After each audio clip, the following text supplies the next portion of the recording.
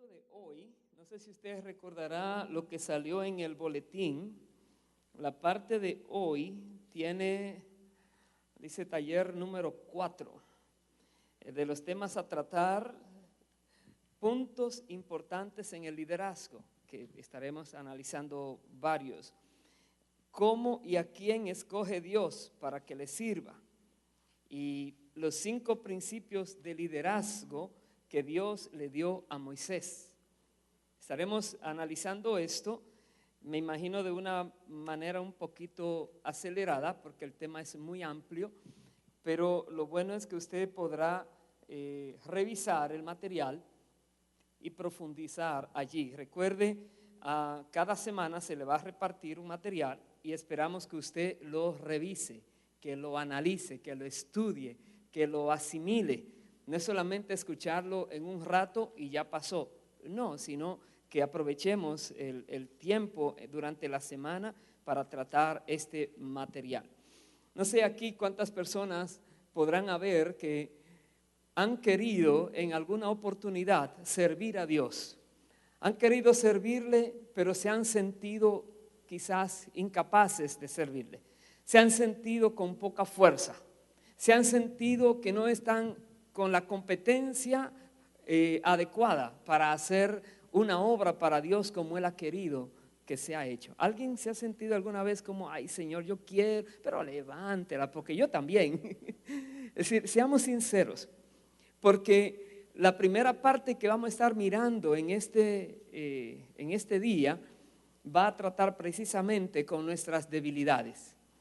Cuando nos sentimos débiles o incompetentes, ¿qué tenemos que hacer? ¿Qué podemos hacer? ¿Será que Dios puede aceptar mi falta de competencia, mi debilidad y aún mi ignorancia en ciertas cosas?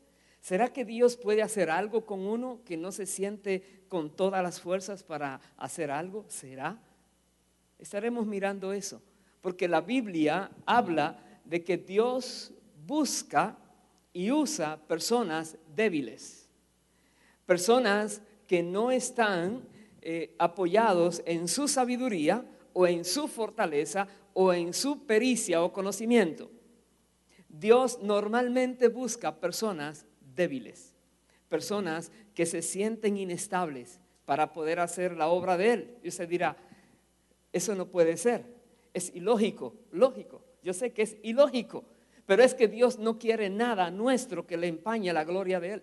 Dios busca personas que estén dispuestas para Él, y Él dice que en medio de tu debilidad y la mía, Él perfecciona su poder en medio de nuestras debilidades. No quiere decir ahora que nosotros vamos a procurar ser débiles e ignorantes de ninguna manera. Lo que quiere decir es que nosotros vamos a reconocer que nuestra fortaleza natural no ayuda mucho. En muchas ocasiones es un obstáculo para hacer la obra del Señor. En muchas ocasiones. Hay personas que se sienten tan preparados que hacen la obra en la carne, porque creen que no necesitan de Dios. Y hay personas que se sienten tan débiles e ineptos que solamente tienen que decirle, Señor, si tú no haces algo aquí, no va a pasar nada. Y confían solo en Dios. Y entonces pueden reconocer que Dios es que hace la obra, que el Espíritu Santo es que hace la obra a través de nosotros. Entonces, si usted se siente muy fuerte para hacer la obra del Señor, yo le diría, métase un poquito más con Dios y se dará cuenta que a veces nuestra fortaleza y nuestra confianza en uno mismo se vuelve un obstáculo, porque dejamos de confiar en el Señor, porque creemos que las sabemos todas, porque creemos que ya no necesitamos que nadie nos enseñe o que nadie nos ayude. Es una trampa. Es importante saber, pero es una trampa el mucho saber.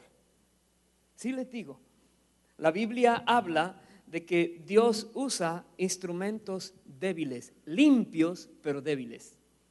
Y usa instrumentos que son fuertes, pero que ellos mismos se autodeclaran débiles delante de Dios, para que toda la gloria la tome el Señor.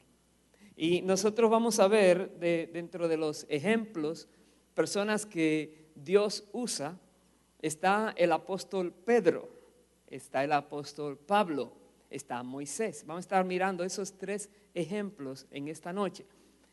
El apóstol Pedro, dice la palabra de Dios, que él era iletrado, que él no fue a la escuela. Él lo que era un pescador. Era un hombre muy formal, era un hombre muy íntegro, muy serio, guardador de las cosas de Dios, sí, pero era un hombre incapacitado a nivel de enseñanza. Era un hombre que no estaba preparado para llevar a cabo una obra muy grande. La Biblia misma dice que los fariseos, escribas, sacerdotes, hablaban de Pedro y de los apóstoles, decían, ¿de dónde sacaron esta gente lo que saben? Si ellos no saben de letra, ¿cómo es que pueden hacer eso? ¿Y cómo es que saben esto? Porque no es nuestro conocimiento, es el Espíritu Santo en nosotros el que nos da la competencia, es el que nos enseña, es el que da el conocimiento, el que da la palabra precisa en el momento oportuno. Entonces nosotros tenemos que confiar siempre en el Espíritu Santo. No quiere decir que nos vamos a quedar sin preparar, de hecho nos estamos preparando, pero preparación espiritual es muy diferente a la preparación secular. En la preparación secular uno trata de dominar todo porque todo depende de uno. En la preparación espiritual uno hace el mayor esfuerzo y al final reconoce que todo sucede porque Dios lo ha permitido. La Biblia dice, no es con poder humano, no es con fuerza humana que se va a lograr las cosas espirituales, sino ¿con qué? Con el Espíritu Santo. El Espíritu Santo usa hombres y mujeres dispuestos, personas que guardan, que cuidan su santidad delante de Dios, personas que se mantienen separados del pecado, de la inmundicia, del mundo, de tantas cosas que se ofrecen por allí. Y uno, si quiere servir a Dios de verdad, tiene que mantener esa comunión con el Espíritu de santidad, el Espíritu Santo, el Espíritu del Dios viviente. Y el Espíritu Santo no se mezcla con la inmundicia. Y el Espíritu Santo se contrista fácilmente. Entonces, si nosotros de verdad queremos hacer la obra correctamente, reconozcamos, necesitamos de Él. Solos no podemos hacer nada. Con el Espíritu de Dios todo lo podemos hacer. Eso es lo primero. Entonces Pedro era uno de estas personas. Y usted puede saber de Pedro, la Biblia habla de cómo Dios utilizó a Pedro. Le dio las llaves del reino de los cielos. Llaves del reino de los cielos, ¿qué significa? Pedro iba a ser usado por Dios para traer el evangelio primero a los judíos y luego para traer el evangelio a los gentiles. Y a ver si me dicen dónde ocurrió las dos cosas. La primera ocurrió, ¿qué día? ¿Me ayudan? El día de Pentecostés.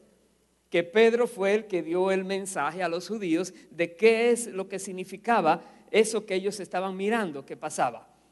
Entonces Pedro dio un gran mensaje y usted sabe que se convirtieron unas 3,000 personas.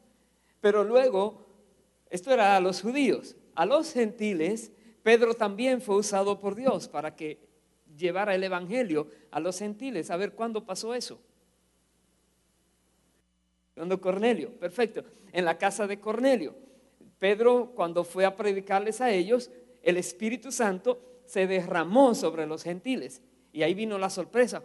Oh, Dios también ha tocado a los gentiles como nos ha tocado a nosotros, los judíos.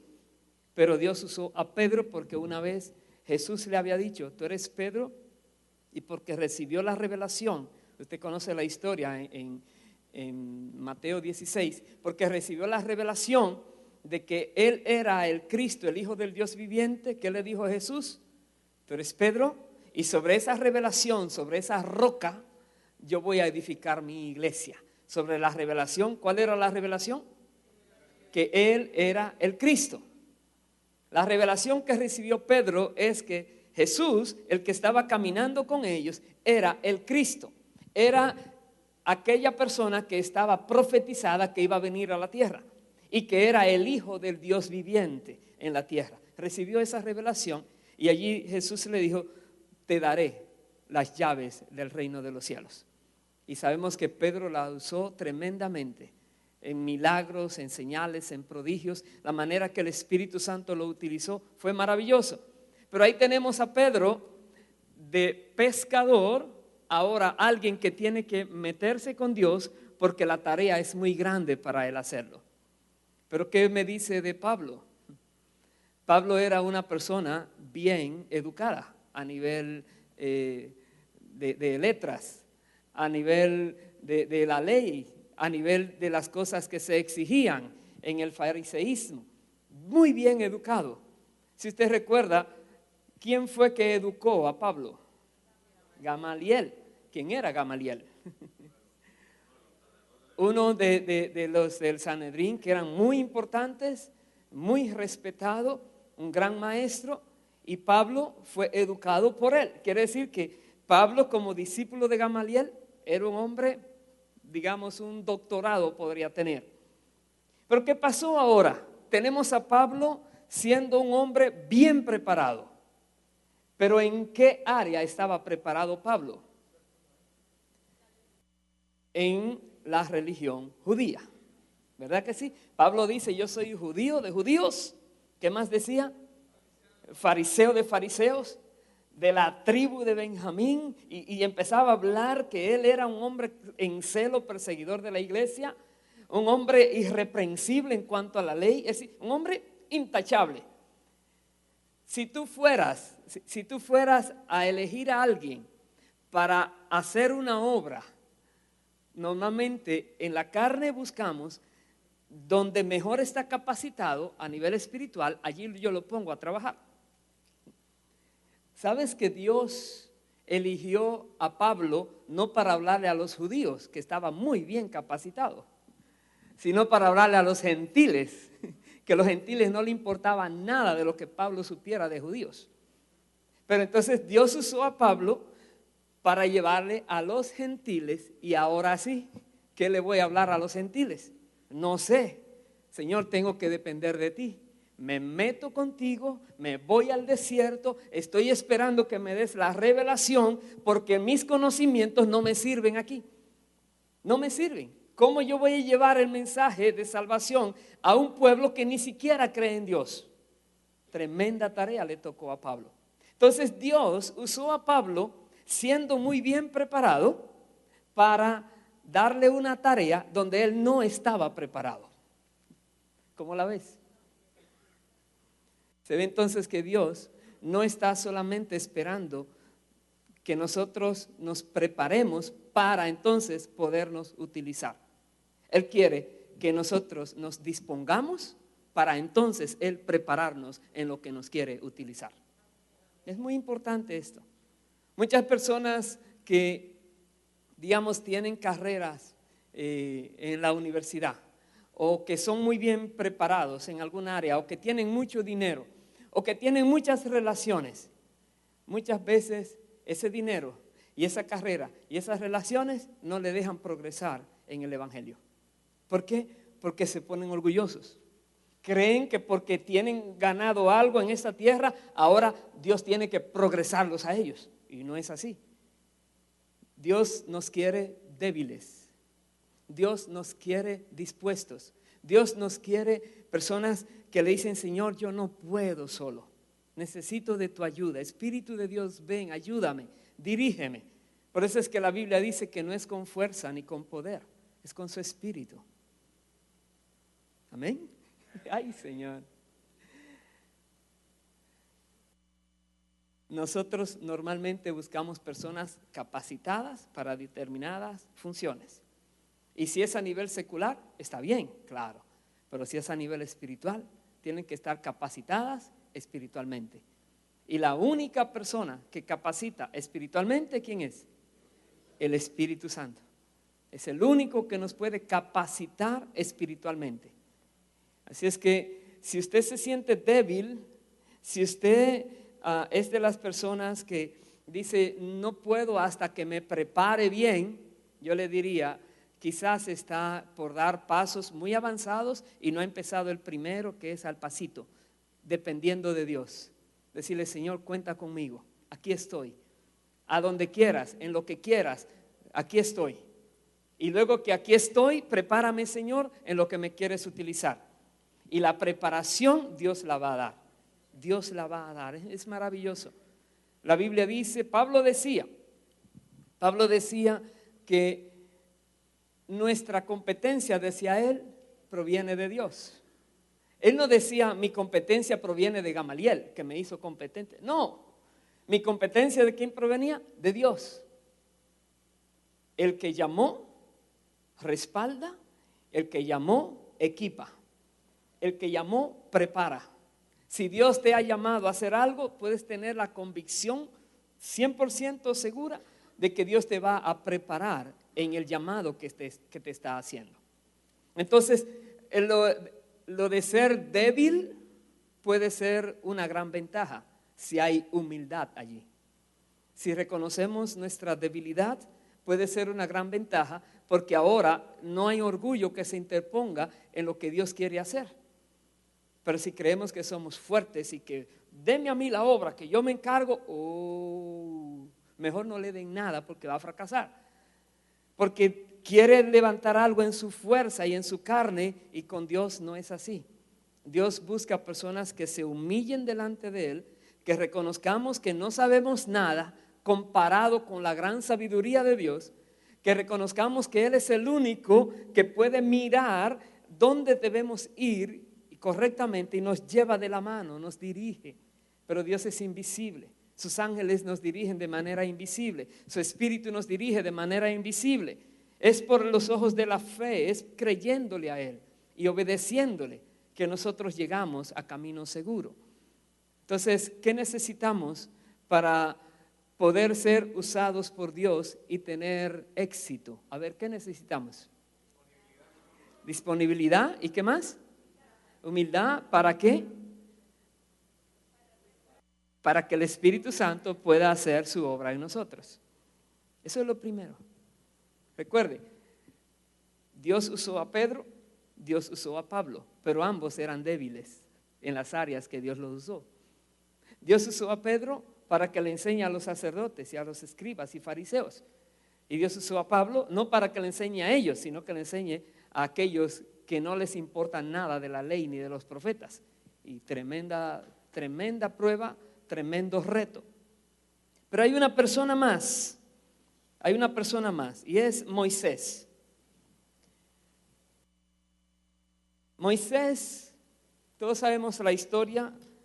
Recuerde, yo solamente estoy dando como un bosquejo general de lo que usted luego va a leer allí. Cuando el pueblo de Israel estaba en Egipto, usted recuerda que ellos llegaron a Egipto cuando José era él decía como el papá del faraón, José. Y tenían mucho respeto por José, por Jacob y por todos sus otros hermanos de José. Pero dice la Biblia que a la muerte de Faraón y de ellos se levantaron otras personas y otro faraón que no conocía a José, que lo desconocía. Y entonces, ¿qué pasó? Esclavizaron al pueblo de Israel. ¿Por cuántos años? 430 años, dice la palabra. Entonces, esos 430 años, cuando llegó la ley, cuando ellos llegaron a Egipto, 430 años más tarde llegó la ley, ellos estuvieron esclavizados y llegó el tiempo cuando Dios levantó ¿a quién? A Moisés. Pero Moisés, que antes estaba en el palacio, cuando Dios le dice, ve ahora al palacio y enfrenta a Faraón y dile que haga salir mi pueblo, que los deje libres. ¿Qué dijo Moisés? Oh, yeah, porque yo me crié en el palacio. Yo conozco todas las reglas del palacio. De hecho, yo le puedo enseñar al nuevo faraón que está allí, porque yo fui educado en el palacio. ¿Se consideró Moisés capaz de ir ante faraón a hablarle? No. Comenzó a dar excusas. No, Señor, a mí no. Yo estoy bien aquí, cuidando ovejitas. Tranquilo, manda a otro, Señor. De hecho, ni sé hablar bien. De hecho, Señor, usted sabe todas las excusas que dio. ¿Por qué? Porque no se sentía capaz de llevar a cabo una tarea tan grande. Si Dios le dice a usted que haga algo para Él, normalmente es algo grande. Cuando Dios nos manda a algo, nos manda a hacer algo grande. Pero comienza probándonos con algo chiquito, la obediencia. Pero una vez que Dios prueba con lo pequeño, prepárate porque viene lo grande. Prepárate. Y cuando Dios te elija para hacer algo grande, porque servimos a un Dios grande y todo lo de Dios es sobrenatural y poderoso. Cuando Dios te mande a hacer algo grande, no hagas como Moisés. No, Señor, manda a otro que yo no puedo. Más bien dile, Señor, tú me conoces. Tú sabes mis limitaciones. Tú sabes, Señor, que yo solo no puedo dar un paso adelante. Por eso quizás me estás eligiendo, porque soy incapaz de hacer algo por mí mismo. Pero Dios, yo sé que tú sí eres Dios todopoderoso. Y que si tú estás conmigo y no me abandonas y me respaldas, todo lo que tú me digas lo voy a hacer. Porque tú lo vas a hacer a través de mí. Solamente soy un instrumento para que tú hagas lo que quieres que sea hecho. Al final, esa es la clave. Nosotros, los que servimos al Señor, solamente somos instrumentos en las manos de Dios. Y Dios hace a través de nosotros todo lo que Él quiera hacer. Como instrumentos, entonces debemos tener mucho cuidado de no estar sucios, de no estar inservibles, de no estar en el lugar equivocado, de no hacer lo incorrecto. Somos instrumentos. Instrumentos, este micrófono es un instrumento. Si yo lo quiero lo uso, si quiero lo pongo allí, lo apago, lo enciendo, le quito la batería, le pongo lo que sea. Él no hace nada por sí solo. Nosotros como instrumentos de Dios es igual. Solamente estamos dispuestos para Él. Dispuestos, Señor, úsame. Aquí estoy, Señor. Recuerdo que en noviembre hablábamos en una de las clases de esto, cuando Dios llama, la disposición que uno debe tener. Pero instrumentos. Ahora, de todos los que levantaron la mano, que decían que se sentían incompetentes, incapaces, débiles, mi pregunta sería, ¿pero estás dispuesto o dispuesta? A ver, ¿quién estaría dispuesto a hacer algo grande para Dios, aunque sabes que en tu fuerza no puedes? Eso es lo importante. Que Dios te pregunte, ¿puedo contar contigo? Tú no le digas, oh, depende. Si me has dado el entendimiento que yo pueda entender hacia dónde voy, claro, cuenta conmigo. Pero si me llamas a hacer algo que todavía no me has enseñado, no quiero meter la pata, entonces busca a otra persona. No le digamos así. Mejor le decimos, Señor, ¿me quieres usar a mí? ¡Wow! ¡Qué privilegio! Cuenta conmigo, Señor. Ya sea lo que sea que tú quieras, yo lo quiero hacer. Hágase tu voluntad y no la mía. Y sabes, si nos disponemos así, Dios nos va a usar. Porque en este tiempo, como en los tiempos bíblicos, hay mucha necesidad de gente que Dios pueda usar. Mucha necesidad. Dios está buscando personas idóneas. Idóneas en el sentido de la disposición. Idóneas en el sentido de que se dejan enseñar por Dios.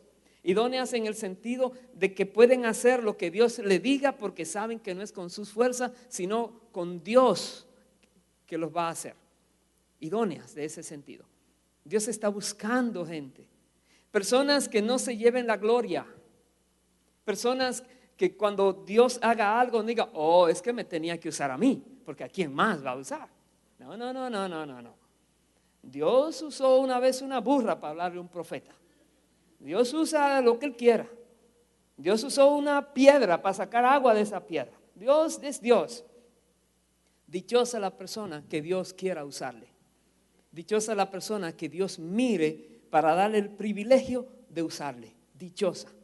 Y yo creo que si nosotros estamos aquí hoy es porque hemos sentido ese llamado de Dios a servirle. No es una coacción, no es una obligación, no es para que lo miren o para quedar bien con alguien. No. Me imagino que si usted está aquí es porque dice, Señor, yo quiero que tú me uses. Me siento indigno de ser usado por ti. Claro, Dios dice en su palabra que lo vil y menospreciado usó Dios para avergonzar lo que es. Entonces, Señor, si yo soy indigno delante de la gente, gracias por no mirarme de esa manera. Gracias porque tú me dignificas con el llamado y tú me dignificas con el respaldo que me das. Eso quiere Dios. Así como pasó con Moisés, nosotros debemos estar dispuestos. Ese es lo primero, la disposición. Entonces, el ser débil no es una excusa. Quiere decir que si usted vino con la excusa de que era débil y por eso no va a hacer lo que Dios le diga, ya se llamaría desobediencia, no excusa. Porque la debilidad no es excusa. Como hemos visto, puede ser mejor una ventaja. Porque tú dices, si algo pasó, no me miren a mí, lo hizo Dios. Porque yo ni sabía cómo se hacía. Yo nunca aprendí ni me sentí con la capacidad de lograr eso. Si algo hay, dele la gloria a Dios porque Él lo hizo. Dios está buscando gente así. Personas que no estemos buscando títulos, que no estemos buscando posición, que no estemos buscando ser los soberanos sobre otros. No, Dios está buscando personas siervas que se dejen utilizar por Dios. Entonces, vamos a ver ahora lo que es los 5 principios que Dios le dio a Moisés. Y para eso vamos a tener que ir a la palabra. Aquí sí le voy a pedir que vayan conmigo. En el libro de Éxodo, vamos a ver algo en el libro de Números, capítulo 11.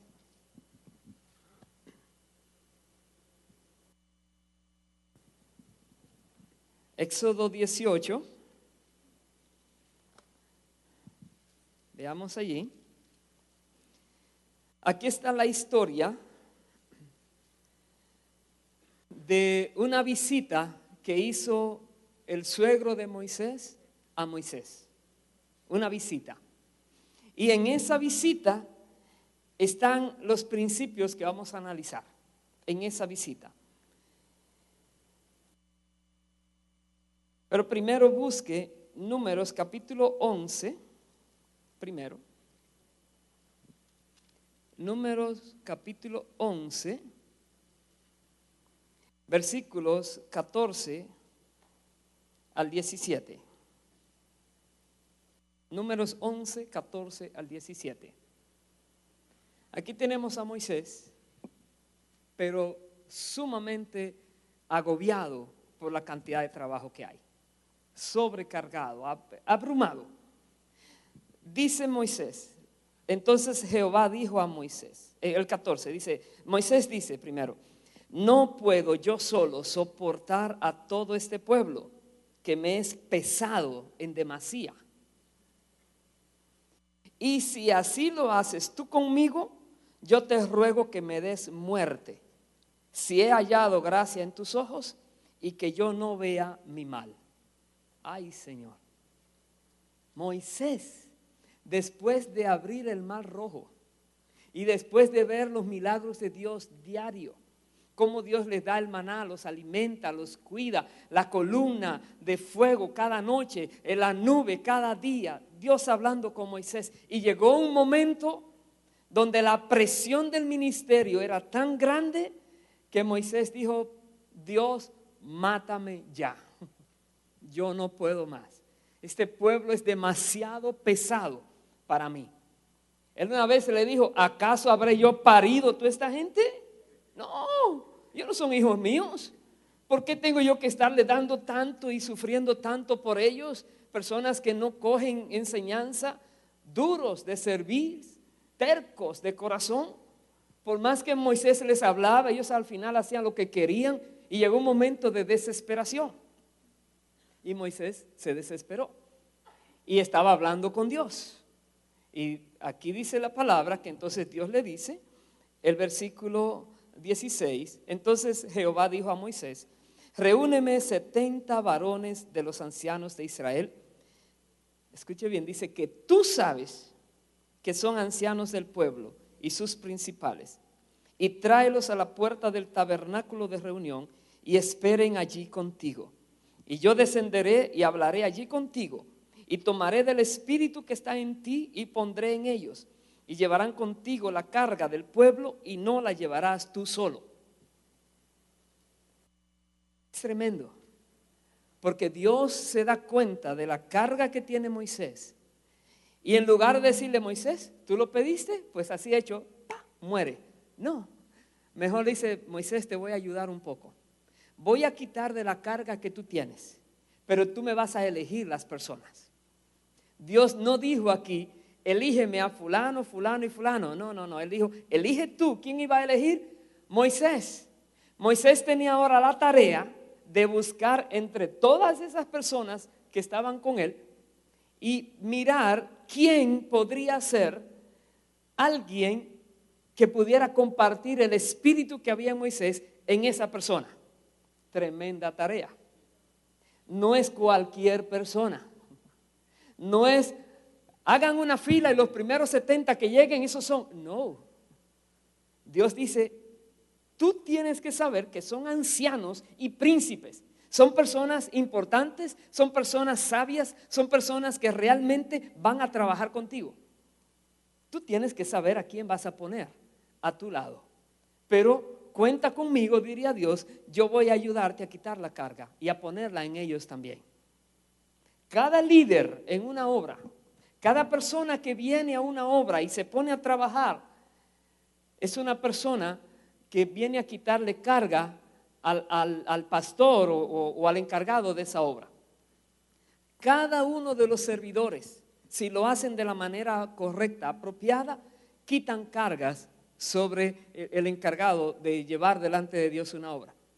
Pero ¿qué pasa cuando alguien se pone en una posición y no estaba capacitada para esa posición? Hace mucho daño, mucho daño. Hay personas que están dirigiendo, digamos, algún departamento, ministerio, y tienen tal orgullo y tal prepotencia que en lugar de presentarse delante de Dios humildes, se presentan delante de la gente como los jefes. Y así no vale. Qué triste. Pero déjeme decirle, en todos los ministerios normalmente se encuentran personas así, que de una o de otra manera se las arreglaron para entrar en ministerio y en liderazgo, pero su corazón no estaba apropiado. Si se le da el don de servir a alguien o la obligación de hacer algo, y esa persona no está tratada en su corazón, se puede volver un tirano, se puede volver una persona señor sobre los demás, y así no es con Dios. Por eso cuando Dios le dice a Moisés aquí, Moisés, tienes ahora una tarea. En lugar de seguir llorando, te tengo una tarea. Y no me sigas pidiendo la muerte. Quiero es que entiendas que no está bien algo allí. Entonces ahora vayamos al libro de Éxodo. Porque Dios mandó a Yetro a donde Moisés. Y usted diría, no, una tremenda casualidad que llegara el suegro. Cada vez que llega el suegro uno le hace fiesta. Le hace fiesta, pero no a meterse en las cosas de uno. Moisés está desesperado. Dice aquí, y vamos a leer este pasaje de corrido para luego hacer los comentarios apropiados. Voy a empezar en el verso 1 de Éxodo 18. Oyó Yetro, sacerdote de Madián, ni siquiera judío era, suegro de Moisés, todas las cosas que Dios había hecho con Moisés y con Israel su pueblo, y cómo Jehová había sacado a Israel de Egipto. Y tomó Yetro, suegro de Moisés, a Séfora, la mujer de Moisés, después que él la envió, y a sus 2 hijos. El uno se llamaba Gersón, porque dijo, forastero he sido en tierra ajena, y el otro se llamaba Eliezer, porque dijo, el Dios de mi padre me ayudó y me libró de la espada de Faraón. Y Yetro, el suegro de Moisés, con los hijos y la mujer de éste, vino a Moisés en el desierto, donde estaba acampado junto al monte de Dios. Y dijo a Moisés, yo, tu suegro Yetro, vengo a ti con tu mujer y sus 2 hijos con ella. Y Moisés salió a recibir a su suegro y se inclinó y lo besó. Y se preguntaron el uno al otro cómo estaban y vinieron a la tienda. Y Moisés contó a su suegro todas las cosas que Jehová había hecho a Faraón y a los egipcios por amor de Israel, y todo el trabajo que habían pasado en el camino y cómo los había librado Jehová. Y se alegró Yetro de todo el bien que Jehová había hecho a Israel al haberlo librado de mano de los egipcios. Y Yetro dijo: bendito sea Jehová, se convirtió allí, que os libró de mano de los egipcios y de la mano de Faraón, y que libró al pueblo de la mano de los egipcios. Verso 11: ahora conozco que Jehová es más grande que todos los dioses, porque en lo que se ensoberbecieron prevaleció contra ellos. Y tomó Yetro, suegro de Moisés, holocaustos y sacrificios para Dios. Y vino Aarón y todos los ancianos de Israel para comer con el suegro de Moisés delante de Dios. ¡Uy, tremendo! Verso 13: aconteció que al día siguiente se sentó Moisés a juzgar al pueblo, y el pueblo estuvo delante de Moisés desde la mañana hasta la tarde. Viendo el suegro de Moisés todo lo que él hacía con el pueblo, dijo: ¿qué es esto? ¿Qué haces tú con el pueblo? ¿Por qué te sientas tú solo? Y todo el pueblo está delante de ti desde la mañana hasta la tarde. Y Moisés respondió a su suegro: oh, porque el pueblo viene a mí para consultar a Dios. Cuando tienen asuntos, vienen a mí. Dice: y yo juzgo entre el uno y el otro, y declaro las ordenanzas de Dios y sus leyes. Entonces el suegro de Moisés le dijo: no está bien lo que haces. Desfallecerás del todo, tú y también este pueblo que está contigo, porque el trabajo es demasiado pesado para ti. No podrás hacerlo tú solo. Oye ahora mi voz, yo te aconsejaré y Dios estará contigo. Está tú por el pueblo delante de Dios y somete tú los asuntos a Dios y enseña a ellos las ordenanzas y las leyes y muéstrales el camino por donde deben andar y lo que han de hacer. Además, escoge tú de entre todo el pueblo varones de virtud, temerosos de Dios, varones de verdad, que aborrezcan la avaricia, y ponlos sobre el pueblo por jefes de millares, de centenas, de 50 y de 10. Ellos juzgarán al pueblo en todo tiempo, y todo asunto grave lo traerán a ti, y ellos juzgarán todo asunto pequeño. Así aliviarás la carga de sobre ti, y la llevarán ellos contigo. Si esto hicieres, y Dios te lo mandare, tú podrás sostenerte, y también todo este pueblo irá en paz a su lugar. Dice el verso 24: y oyó Moisés la voz de su suegro, e hizo todo lo que le dijo. La Biblia dice que no había un hombre más manso que Moisés en ese tiempo. Si usted hubiera sido Moisés, siervo del Dios Altísimo, con su vara se había abierto, partido en dos el mar Rojo. Y cuando volvió a hacerle hacia la vara, todos los enemigos quedaron ahogados. Y con la vara Dios le dijo que tocara la piedra, salió un manantial para que beban agua. Y Dios lo ha estado usando a usted. Todos esos milagros y señales que hizo en Egipto para sacudir al faraón. ¿Usted acepta de un impío un consejo? Es difícil. ¿Por qué? Porque primero él ni siquiera sirve a Dios. Está el sacerdote de Madián, ni de Jehová. Entonces, ¿cómo yo puedo saber que alguien me va a dar un buen consejo? Pero Moisés estaba pidiéndole a Dios: muéstrame. Y Dios mandó a Yetro a que lo mostrara. Y Moisés está delante de la presencia de Dios cuando llegó Yetro. Y entonces Dios manda, perfecto, sale de la presencia del tabernáculo, comienza a hablar con Yetro. Y Moisés entiende que Dios le está dando una idea válida a través de su suegro. En lugar de decir, mejor dijo: lo voy a hacer.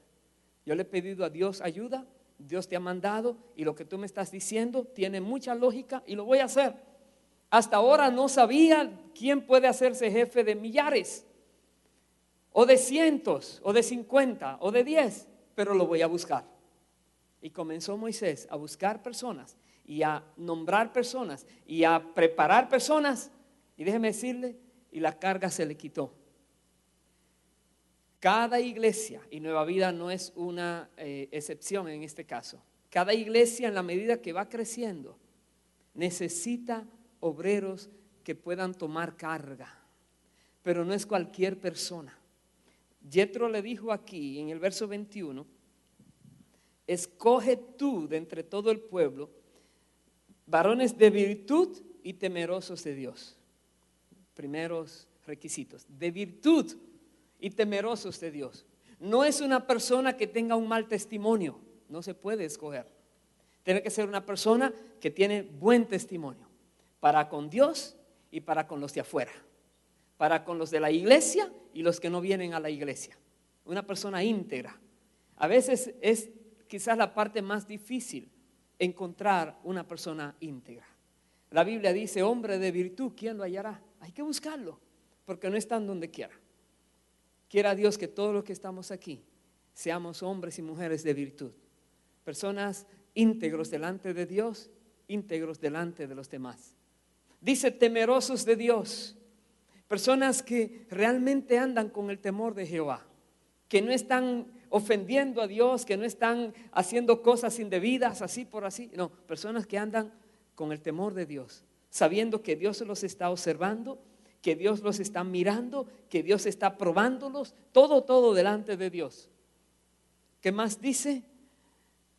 Dice, varones de verdad que aborrezcan la avaricia. Una persona que solo piensa en el dinero, no va. No se puede servir al Señor del dinero y al Señor Dios del cielo. No se puede. Tiene que ser una persona que no le importa el dinero, porque sabe que Dios se le va a suplir. No se va a morir de hambre. No va a andar desnudo en la calle. No va a vivir en el parque. ¿Por qué? Porque Dios lo va a sostener. Le sirves a Dios, Dios te va a pagar. Pero no le sirves a Dios por el dinero que Él te vaya a dar, sino le sirves a Dios por amor a Dios y por amor a su obra. Le sirves a Dios con otro objetivo, no de uno hacerse rico. El que quiere hacerse rico, la riqueza no está en la iglesia, sirviéndole al Señor. Sirviéndole al Señor no hay vida de pasar hambre. A veces sí, misioneros en lugares muy difíciles dan su propia vida, quizás se van agonizando poco a poco, entregándose, muriendo lentamente, todo por la obra del Señor, pero no es el caso donde quiera. Si Dios quiere que sea así, amén. Pero si Dios también provee, amén. Entonces, si una persona solo ama el dinero, no funciona. Y hay que tener cuidado, porque hay personas en el hablar, dice la palabra que de la abundancia del corazón habla la boca. ¿Qué es lo que más habla una persona cuando tú te pones con él o con ella a hablar? ¿Cuál es su tema? ¿Qué es lo que está en su boca? ¿Es Dios o es la manera de hacer dinero? ¿Qué es lo que hay? ¿O son novelas o películas o Atari, juegos? ¿Qué es lo que hay en su corazón? Si es una persona que está para servir al Señor, su corazón está para el Señor. Entonces nosotros los que estamos aquí tenemos un gran reto delante de Dios, y es presentarnos como obreros dispuestos, que Dios aprueba, que nuestro corazón no se ha envanecido, que nuestro corazón no se va detrás de las riquezas, y que nosotros decimos, Señor, quiero andar con el temor tuyo donde quiera. Quiero servirte de una manera justa, honesta, santa, piadosa. Que tú te veas, me mires a mí, Señor, y te alegres de ponerme a servirte. Busca que Dios se alegre de tu servicio. Busca siempre que Dios se alegre de lo que has hecho. Aquel día Dios te va a decir, bien hecho, buen siervo, buena sierva y fiel. Entra en el gozo de tu Señor. Ese es aquel día. Pero en este día, que Dios te mire con una cara sonriente. Jesús estaba en la tierra y Dios decía de él, este es mi hijo amado, ¿en quién? tengo complacencia. Y Jesús decía, mi Padre no me ha dejado solo. ¿Por qué dijo Él eso? Porque yo hago siempre lo que le agrada. Si nosotros comprendemos esto, entonces estaríamos listos para servir al Señor. Si somos débiles o no sabemos mucho, eso está en el Señor. Él es el que nos va a capacitar. Pero de parte nuestra está el disponernos para Dios. Entonces, vemos aquí ahora, analicemos estos 5 principios dados a Moisés. Analicemos. ¿Cuántos minutos allá? Ok. El primer principio, entrene a otros para que ayuden. Ese es el primer principio. Debemos entrenar, y eso es lo que estamos haciendo aquí, a otros para que luego tomen carga y ayuden.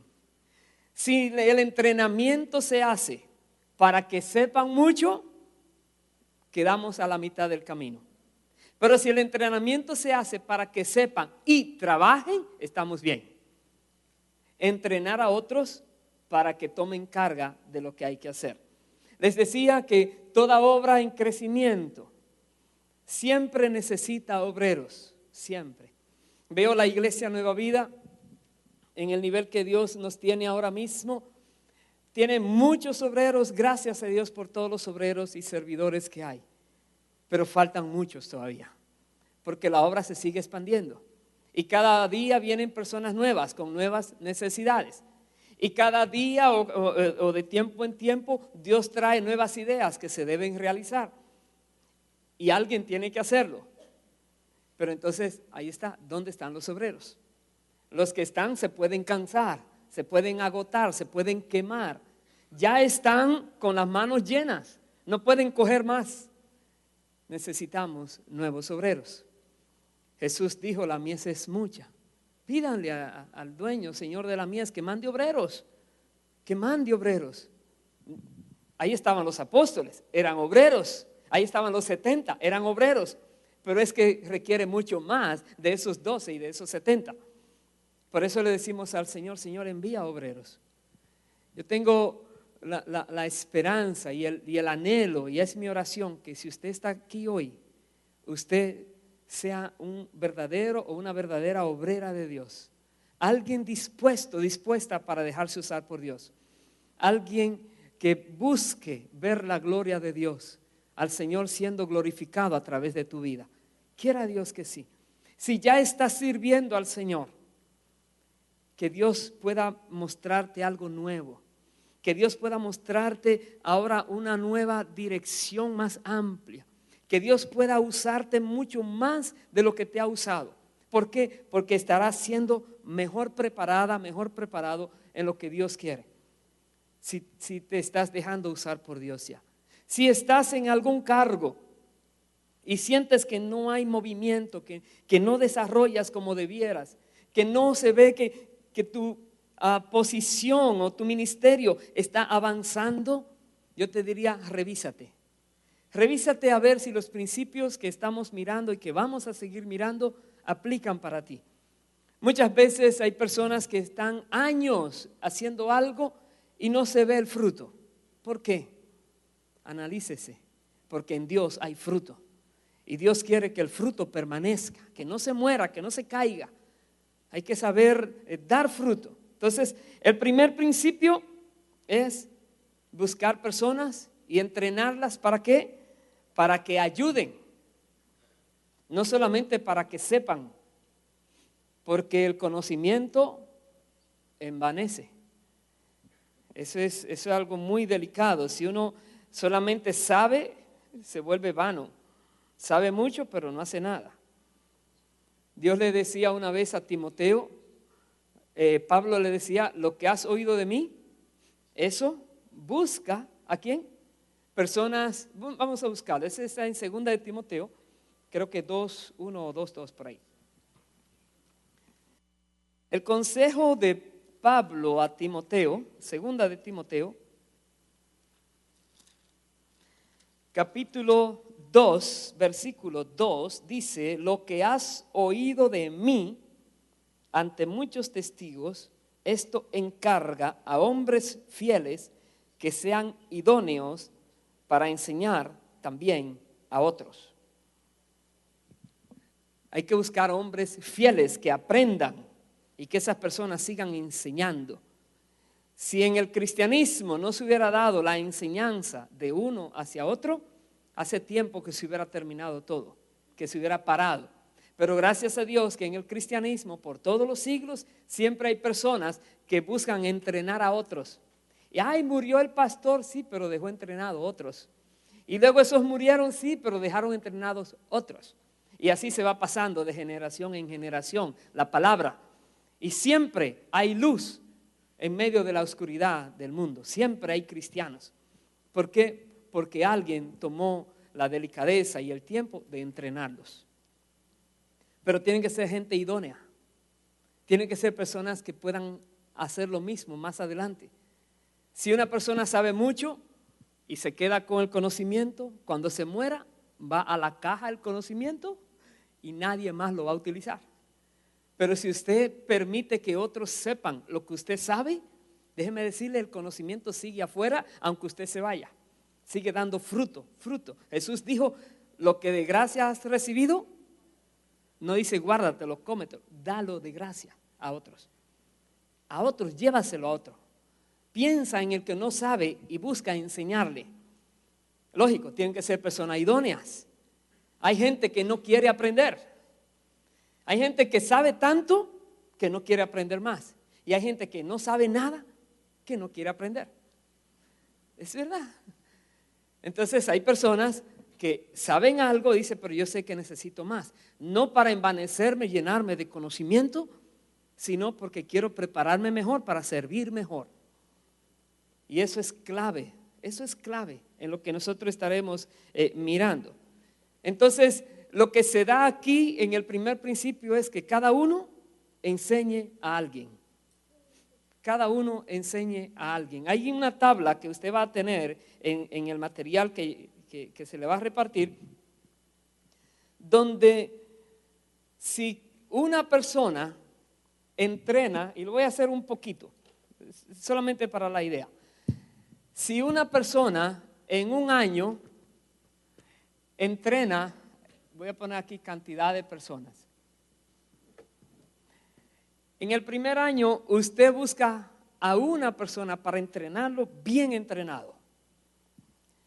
Al cabo de un año, ¿cuántas personas hay? 2 bien entrenadas. Y el próximo año, si cada uno entrena bien entrenado a uno solo, en el segundo año, aquí habrán entonces 4 personas, ¿verdad que sí? En el tercer año, ¿cuántas personas habrán? 8, como 6. Cada uno de los 4 entrena a uno, se va multiplicando. En el cuarto año, ¿cuántos habrán? 16. En el quinto año, 32. Y sigue en el sexto año, voy a ponerlo aquí, sexto, séptimo, 128. Octavo, 356. 256. A ver, el otro, el noveno, 512. En el décimo año, 1024. Ok. Usted sigue haciendo esto. Esto es entrenando ¿cuánta gente? 1 a 1 en un año. En el año 33, la cantidad de personas que serían 8.589.934.592. 8.5 billones en 33 años. Uno entrenando a uno en un año y cada uno hace lo mismo. ¿Qué quiero decirle? Si nosotros aprendiéramos el secreto de entrenar a otro que va a seguir entrenando, ganamos el mundo para Cristo cuando uno menos lo espera. Llega un tiempo cuando dice, todo el mundo es convertido aquí, múdese ahora a otro país y siga evangelizando por allá. Cuando hacemos el plan de Dios, los frutos son grandiosos, cuando se hace a la manera de Dios. Entonces yo le preguntaría, ¿tiene usted en su haber a alguien que ya ha entrenado, que lo que usted sabe lo sabe esa persona? ¿Alguien? Usted puede decir, ¿tienes a alguien que lo que tú sabes, alguien ya lo sabe? ¿Usted también? En el Señor, pues yo sé que si es no, yo sé cocinar y le enseñé a mi hija. No, no es eso.